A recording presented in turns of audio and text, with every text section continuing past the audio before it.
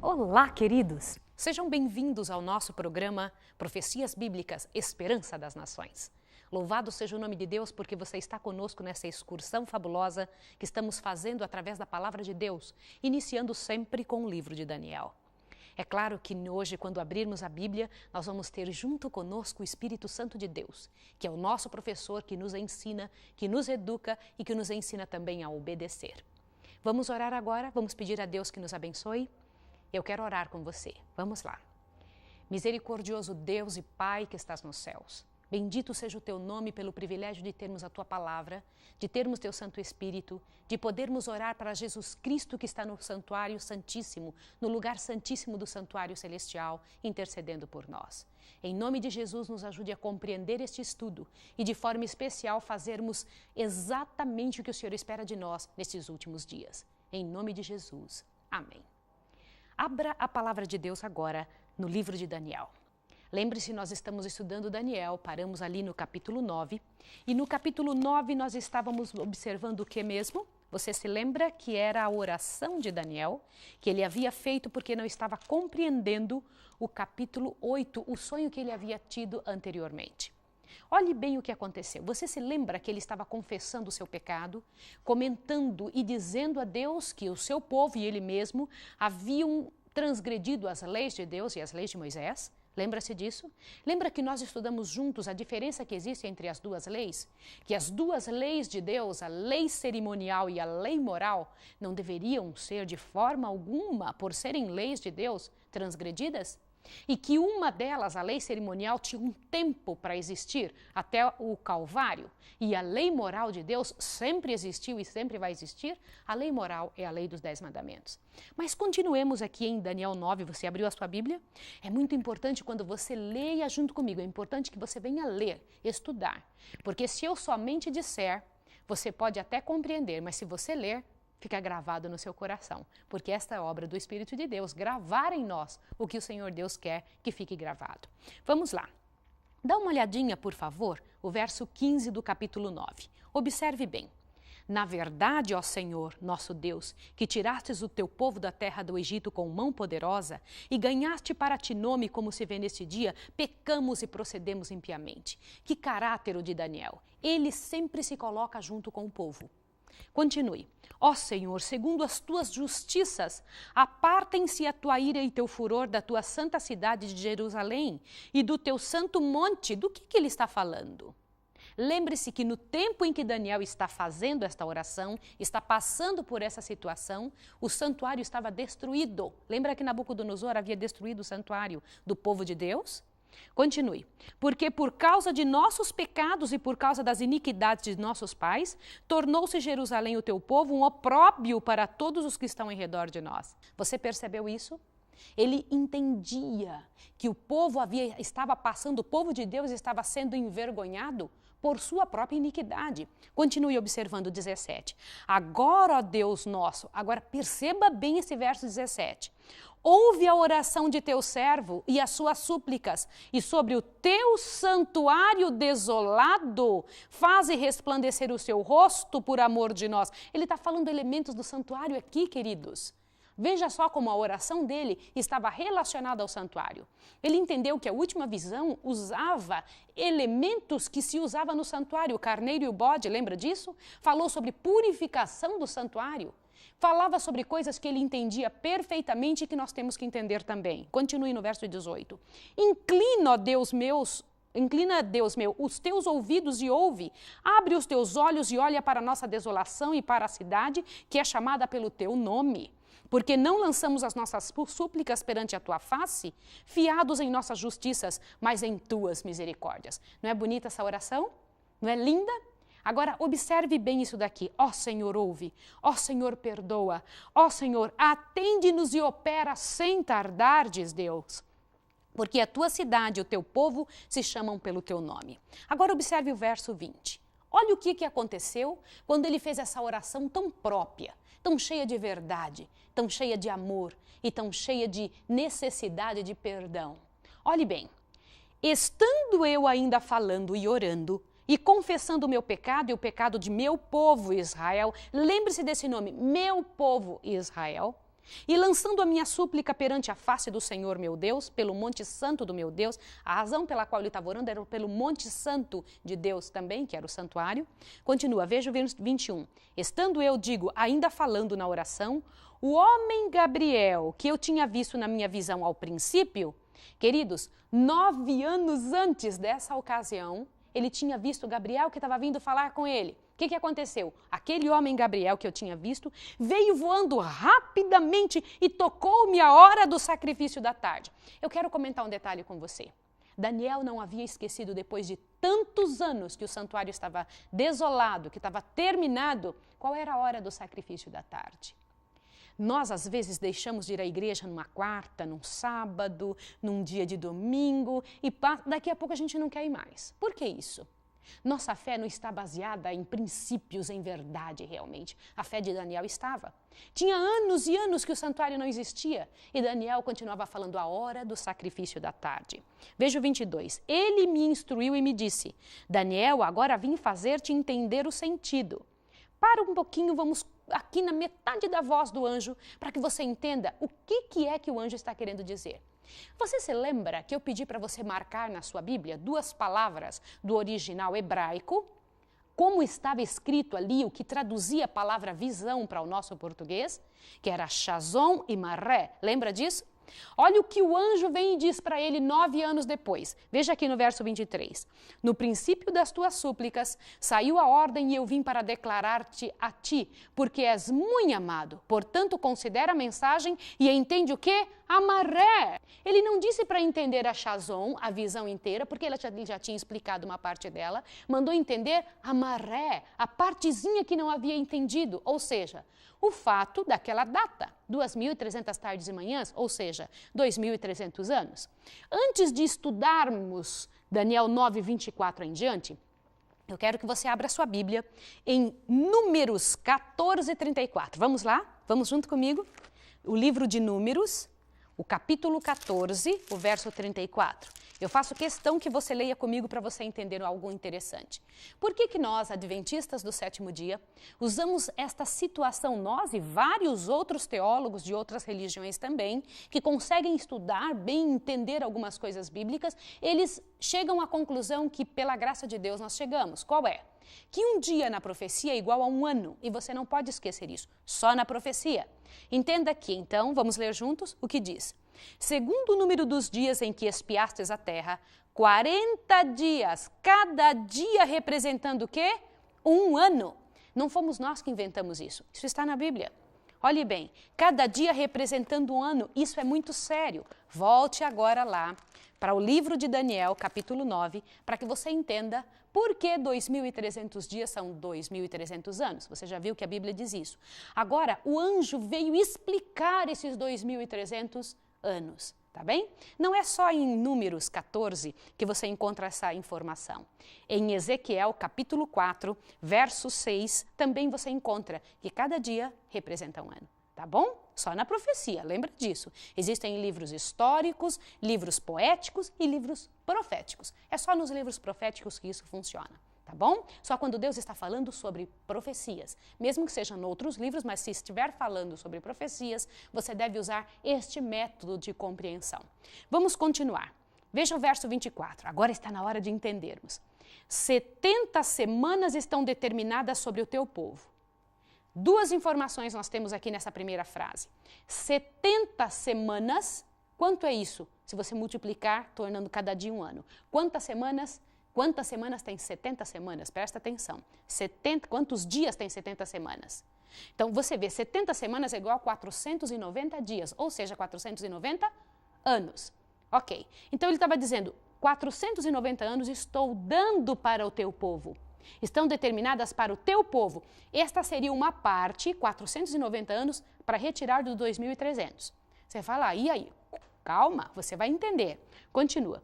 E sobre a tua santa cidade, a cidade pela qual ele estava orando, para fazer cessar a transgressão, olha que interessante, dar fim aos pecados, para expiar a iniquidade e trazer a justiça eterna. O que é justiça eterna? Só poderia ser Jesus, trazer a justiça eterna, selar a visão e a profecia e para ungir os santos dos santos.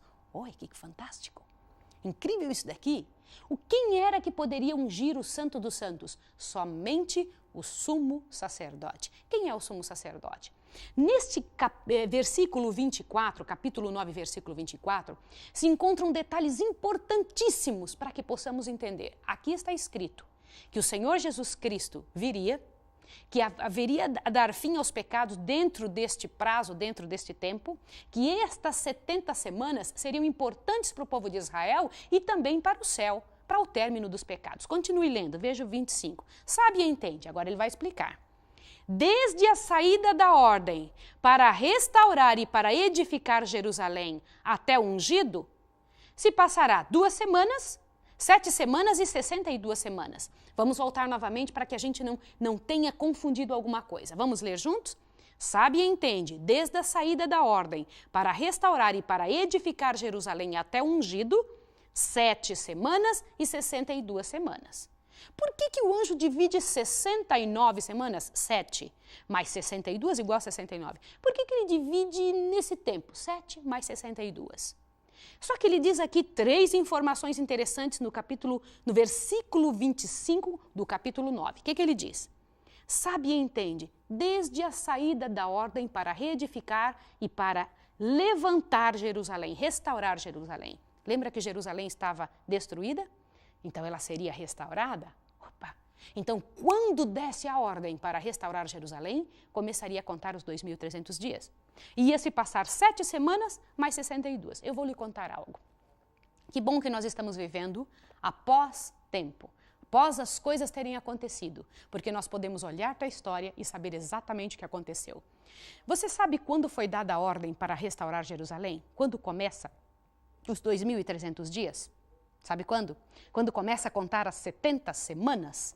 Estas 70 semanas que estavam sendo dadas de prazo para o povo de Israel, para o povo judeu. Queridos, e por que um prazo para o povo de Israel? O prazo é porque durante anos e anos, milênios até, o Senhor Deus estava correndo atrás do povo, trabalhando pelo povo, e o povo virava as costas para Deus. Ele mandava profetas e os profetas eram mortos, eram assassinados pelo povo de Israel. No entanto, agora o Senhor Deus dá um prazo, disse, eu estou estabelecendo um tempo para que vocês pensem o que vocês estão fazendo, para que vocês tomem uma posição, 70 semanas, ou seja, 490 anos. Só que o anjo começou a contar o que ia acontecer dentro dessas 490 anos, dessas 70 semanas. O que ele disse que aconteceria? 7 semanas ia acontecer alguma coisa, mais 62 ia acontecer algo. E ele disse, quando derem a ordem para restaurar e para reedificar Jerusalém. Queridos, se nós formos na história, esta ordem foi dada no ano 457 a.C. Foi no Império Medo-Persa que foi enviada a ordem, dada a ordem, levantem Jerusalém, reedifiquem Jerusalém. Aonde está escrito na sua Bíblia? Abra sua Bíblia no livro de Esdras, por favor. É muito importante você ver. Volte atrás na sua Bíblia. Encontre no livro de Esdras, você vai ver que coisa interessante que o nosso Deus, ele não falha. Ele não deixa absolutamente nada para trás. Todas as coisas que o nosso Deus espera que seus filhos entendam estão abertas, claras, para que seus filhos sejam instruídos na verdade completa. Livros de Esdras fica após 2 Crônicas. Vamos dar uma olhadinha para que você possa ver. Já que você está aí com a Bíblia aberta em 2 Crônicas, eu quero que você abra em 2 Crônicas, capítulo 36, e dê uma olhadinha a razão pela qual Deus entregou o povo para a Babilônia. Dê uma olhadinha. Verso 12. Fez o que era mal aos olhos do Senhor, os reis daquela época. Está falando de Joaquim. E não se humilhou perante o profeta Isaías, que falava da parte do Senhor. Agora dá uma olhadinha que coisa interessante. Também se rebelou contra o rei Nabucodonosor, que o tinha feito jurar por Deus, endureceu a sua cerviz, e tanto se obstinou o seu coração que não voltou ao Senhor Deus de Israel. Além disso, os chefes e os sacerdotes e o povo se tornaram cada vez mais infiéis, seguindo as abominações dos gentios, contaminando a casa do Senhor que ele tinha consagrado em Jerusalém. Dê uma olhada no que está escrito no verso 16. Mas eles zombaram dos mensageiros de Deus, desprezaram as suas palavras, escarneceram dos seus profetas, até que a ira do Senhor subiu tanto contra o seu povo que não houve mais remédio. E então o Senhor Deus levantou Nabucodonosor. Olha o que diz o verso 17. Deus entregou a todos nas mãos de Nabucodonosor. Isso é claro por causa da infidelidade do povo. Só que quando chega ali, no reinado de Ciro, veja aí Esdras, capítulo 1, no primeiro ano de Ciro, rei da Pérsia, para que se cumprisse a palavra do Senhor falada por intermédio de Jeremias, despertou o Senhor o espírito de Ciro, rei da Pérsia, o qual fez passar pregão por todo o seu reino, como também por escrito, dizendo: assim diz Ciro, e ali vem dizendo detalhes a respeito da conduta de Ciro, que foi levantado por Deus para ajudar o povo do Senhor. Agora vá no capítulo 7 de Esdras, que você vai ver a data exata de quando foi dito reconstruam Jerusalém. Houveram 3 editos, mas o que vale é esse, porque tinha assinatura de todos os reis, tinha assinatura de todos os envolvidos no assunto. Não somente do primeiro, nem do segundo, mas de todos os responsáveis por este documento. Olha o que está escrito aqui em Esdras capítulo 7, o verso 1, e depois eu quero ver o verso 7 com você em diante.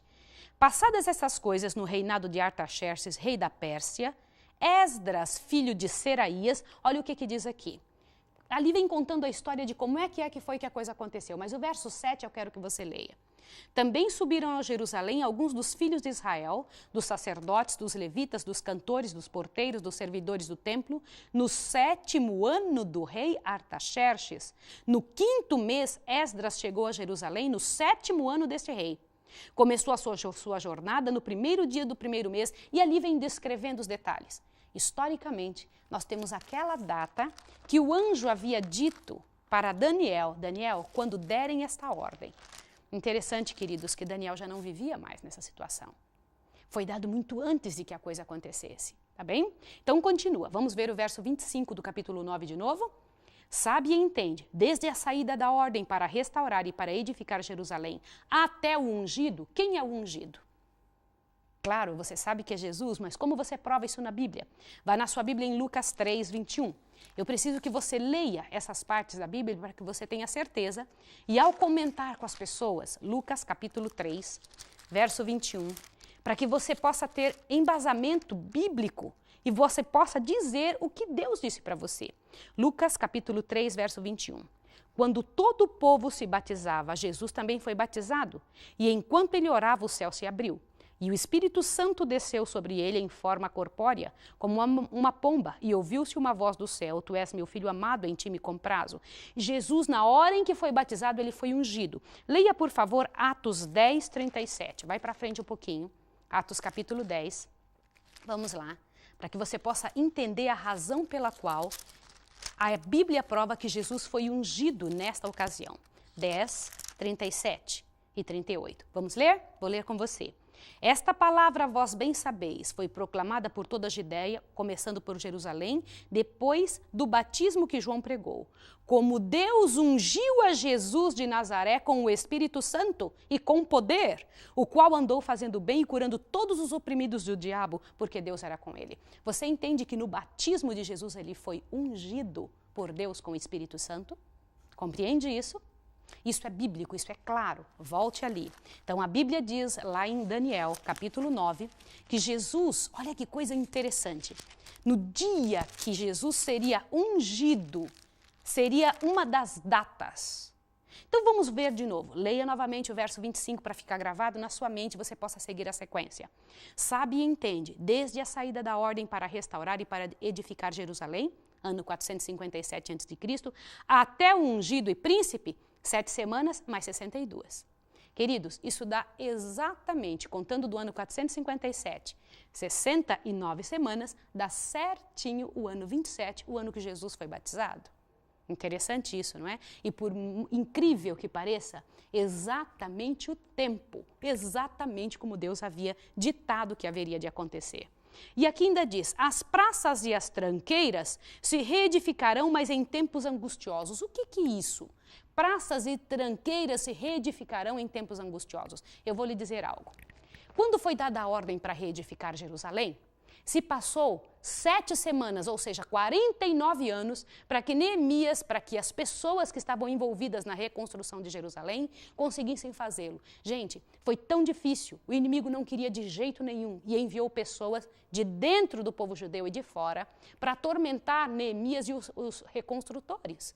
Eles tiveram tantas vezes de levantar o muro, lembra que o anjo falou, com tempos angustiosos, com a maneira de trabalhar na mão e a outra com uma espada, para afugentar as pessoas que vinham tentar fazer com que isso não acontecesse. Realmente o anjo disse que demoraria 7 semanas e alguma coisa ia acontecer. Foi o tempo que levou para reconstruir o muro. Olha que interessante. Então, esse tempo de 7 semanas que fala no início é o tempo que levou para reconstruir o muro. Mais 62, 7 mais 62 dá 69, seria o tempo em que o ungido apareceria. Jesus foi batizado aos 30 anos de idade no ano 27. Continue lendo. Depois das 62 semanas, depois daquele prazo das 62, depois do ungido, lembra? Será cortado o ungido. Olha o que a Bíblia diz, que Jesus seria morto e não será mais. E o povo do príncipe que há de vir destruirá a cidade. Olha o que o anjo está comentando com Daniel. Daniel, este templo que vai ser reconstruído vai ser destruído outra vez por o príncipe de um povo que há de vir. Sabe quem foi esse príncipe que destruiu novamente Jerusalém? Preste bem atenção nisso para que você não perca a noção e o sentido dessa situação tão clara que Deus está mostrando aqui. Sabe o que é? No ano 70, Tito, o imperador romano, destruiu completamente o templo dos judeus. E é uma história interessante que seria muito bom que você buscasse saber. Uma hora dessas, dentro do nosso estudo, eu vou tentar ampliar para que você possa compreender também. Mas aconteceu exatamente como o anjo havia dito. Continue. O seu fim será como uma inundação, e foi realmente. Rios de sangue desciam do templo no ano 70, depois de Cristo, quando Tito destruiu o templo de Jerusalém. O seu fim será como uma inundação. Até o fim haverá guerras e estão determinadas desolações. Ele quem? Não esse príncipe, Jesus, confirmará uma aliança com muitos por uma semana. Eu quero comentar um detalhe com você. Fique gravado no verso 27. O verso 27 é muito interessante. Queridos, o anjo havia dito, 70 semanas estão determinadas sobre o teu povo. Nós só encontramos 69 semanas até agora. Aquelas 7... mais 62, são 69 semanas. As 7 que mostra a construção do início dos muros do templo e as 62 semanas que mostra o tempo em que Jesus Cristo haveria de aparecer como ungido, que ele iria aparecer no meio do povo, porque foi só depois que ele foi batizado que ele começou o ministério público. Mas está faltando uma semana. 69 não é 70? Cadê uma semana que está faltando? Olha lá aqui no versículo 27. Ele confirmará uma aliança com muitos por uma semana, mas na metade da semana fará cessar o sacrifício e oferta de cereais. O que é isso? Queridos, eu quero que vocês todos prestem muita atenção no que eu vou dizer agora. Estava dizendo que na metade da semana, quanto é uma semana? 7 anos. Iria passar 3 anos e meio, metade da semana, e ele iria fazer cessar o sacrifício. Não ia precisar mais oferecer cordeirinhos e nem ofertas de cereais. Aquelas festas de luas novas, aquelas festas que o povo judeu fazia, cessaria, segundo o que o anjo está dizendo aqui, completamente com a morte de Jesus. Aqui estão as festas do povo judeu também. E nós vamos estudar estas festas no próximo estudo. Que festas eram estas do povo judeu?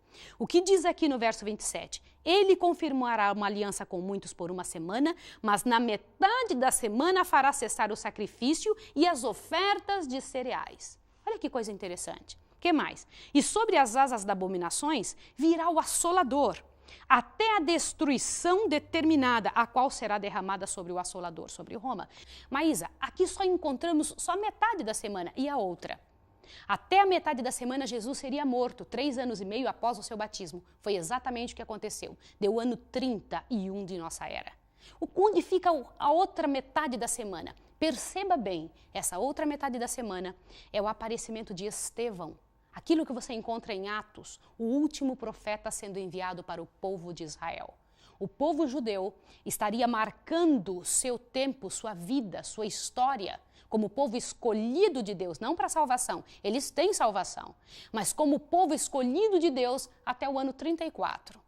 As 70 semanas terminam no ano 34 e o marco disso foi o profeta Estevão, que foi mandado para o povo judeu para que ele servisse de alerta ao povo e o povo o apedrejou. Queridos, nós encontramos as 70 semanas. Está faltando 1.810 anos para chegar aos 2.300 anos. Se você seguir do ano 34 mais 1.810, que é o restante que falta, 2.300 menos 490 anos, que são as 70 semanas, você ainda falta 1.810 anos. Agora faça a conta para você chegar a algo importantíssimo. De ano 34 mais 1.810 anos, você encontra o quê? 1844. E o anjo disse que então o santuário seria purificado. Que santuário se não existia mais santuário aqui na terra, queridos?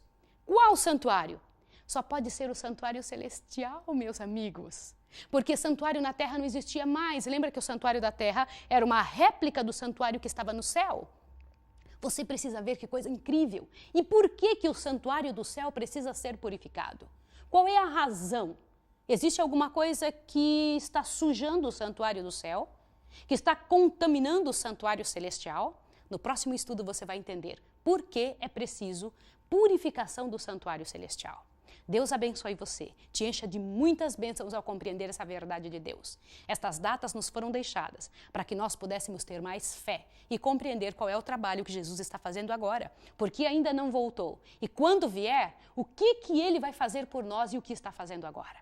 Que Jesus abençoe você muito, você e sua família.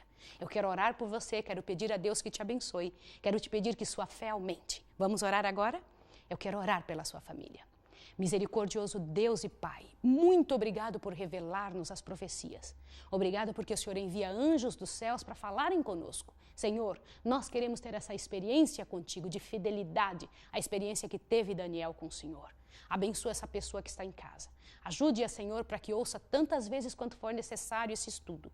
Possa compreender e encher seu coração das verdades do Senhor. E que o teu poder possa entrar no coração dela de tal maneira que ela se torne, Senhor Deus, um discípulo teu, uma discípula tua, Senhor Deus, nesse tempo agora, em nome do Senhor Jesus Cristo, falando para o resto do mundo, pela graça e pelo poder de Jesus, que está no lugar santíssimo do santuário celestial, por quem oramos e pedimos. Amém. Que Jesus abençoe você e até o próximo estudo.